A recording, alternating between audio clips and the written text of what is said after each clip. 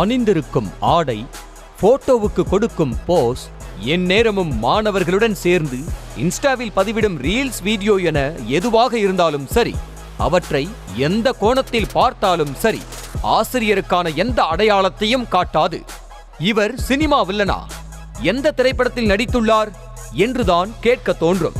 தோற்றத்தில்தான் இப்படி என்றால் மாணவிகளிடம் செய்த வேலையும் வில்லத்தனம்தான் என்பது வெளிச்சத்திற்கு வந்துள்ளது.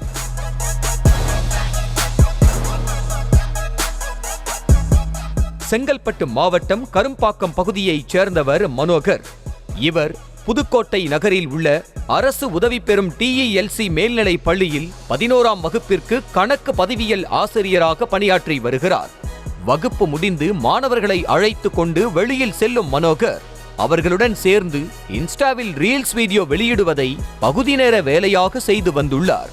ஆசிரியருடன் சுற்றுவதையும் ரீல்ஸ் எடுப்பதையும் கெத்தாக நினைத்த மாணவர்களும் மனோகர் எப்போது அழைத்தாலும் நோ சொல்லாமல் சென்றதாக தெரிகிறது.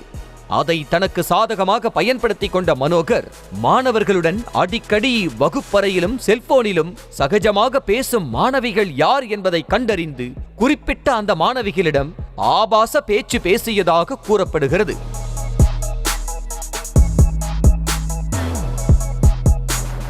அப்படி பேச மறுக்கும் மாணவிகளை மனோகர் மிரட்டி அவர்களுக்கு பாலியல் தொல்லையும் கொடுத்ததாகவும் தெரிகிறது.